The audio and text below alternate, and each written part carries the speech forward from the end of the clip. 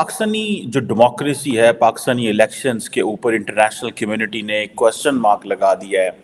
अमरीका ने पाकिस्तान में इंतखाबी धांधली और दखल अंदाजी के इल्जामात की मुकम्मल तहकीकात की जरूरत पर जोर दिया है।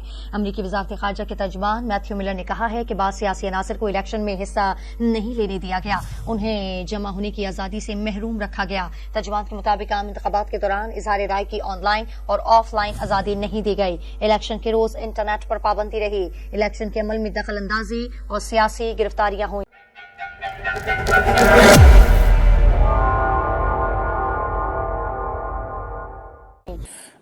कल रात को जब यूरोपियन यूनियन की एक स्टेटमेंट आई सबसे पहले, और उस स्टेटमेंट के अंदर ये बात की गई कि पाकिस्तान के जो इलेक्शंस हैं वहाँ पे जो जिसे कहते हैं ना पॉलिटिकल इंक्लूसिवनेस नहीं थी।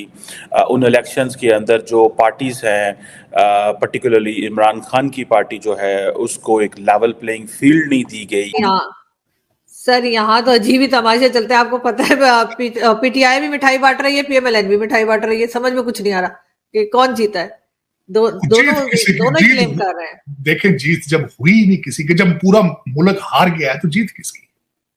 पाकिस्तान हार गया है आरजू। आज पाकिस्तान हार गया है, और ये 1947 से हार रहा है, आज नहीं आ रहा। मेरी मादरे मिल्लत आज नहीं हारी, 1947 से हार रही है। थोड़ी देर बाद ही अमेरिकन स्टेट डिपार्टमेंट ने इसके ऊपर क्वेश्चन कर दिया।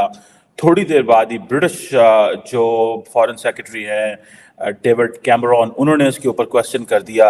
सो ये एक पाकिस्तानी जो इलेक्शंस हैं उनके ऊपर इंटरनेशनल कम्युनिटी ने क्वेश्चन मार्क लगा दिया और कहा गया कि भाई ये जो लोग हैं, पाकिस्तान जो है एज ए स्टेट, भी कमेंट कीजिएगा, वो देख रहे होंगे कि ये क्या तमाशा बने हुए हैं और कैसे कैसे सियासतदानों ने हमें कहाँ पहुंचा दिया है। आज यूरोपियन यूनियन की भी स्टेटमेंट आई है तार साहब, विच इज़ वेरी सिग्निफिकेंट। वो कहते हैं कि हमने ये महसूस किया है कि इन्वेस्टिगेशन होनी चाहिए जो इलेक्शन इरेगुलरिटीज़ हैं, और उन्होंने ये भी कहा है कि जो EU इलेक्शन एक्सपर्ट मिशन आया है उसकी जो रिकमेंडेशन है उन पे इम्प्लीमेंट करें।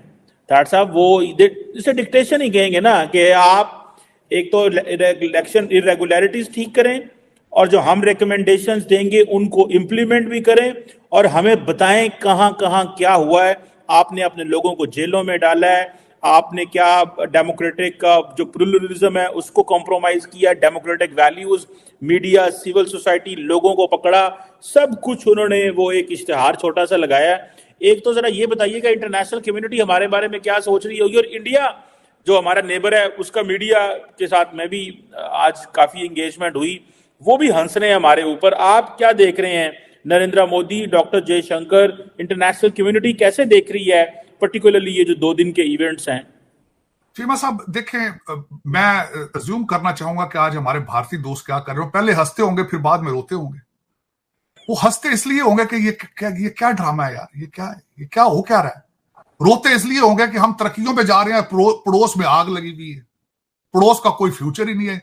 एक ऐसा कंट्री जिसके साथ हमारा बॉर्डर अटैच है और वो फ्यूचरलेस है, होपलेस है। ये उनकी फीलिंग्स ये होंगी। दूसरा चीमा साहब, मैं ये बताना चाहूंगा कि इंटरनेशनल मीडिया इसको किस तरह रिपोर्ट करता रहा है। सबसे पहले जब मेरी कल आंख खुली है, जब अर्ली स्टेजेस पे था, मैं बताना चाहूंगा आपको, वो कहते थे वहां सोल्जर ज्यादा है, वोटर कम है।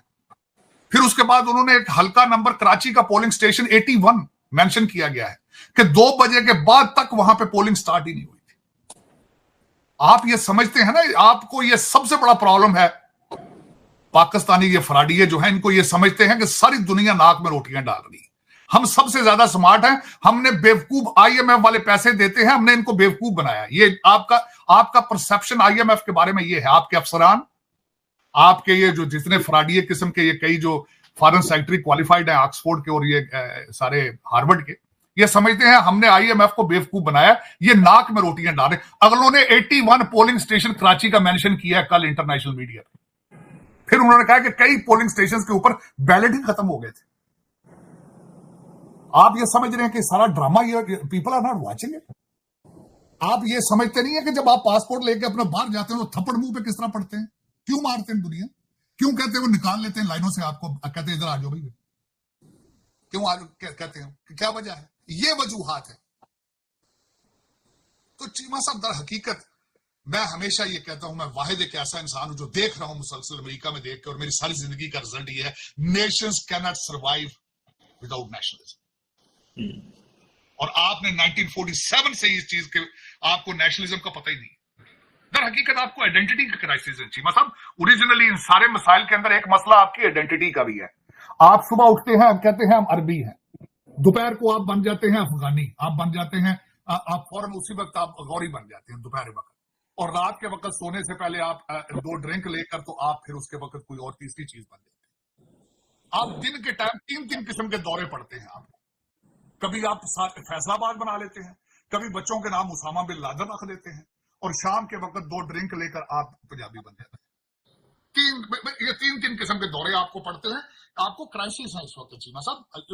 यू डोंट नो आप, मैं गारंटी कर देता हूं 25 करोड़ लोगों को पता नहीं है कि हमारी डायरेक्शन क्या है, हम चाहते क्या है, क्या चाहते हैं। मेरा ये क्वेश्चन है कि एक ऑक्सफोर्ड ग्रेजुएट बंदा बाहर से आया था, उसने जिन्हों के साथ 3.5 साल हुकूमत चलाई, उसकी अपनी डायरेक्शन तालिबान है।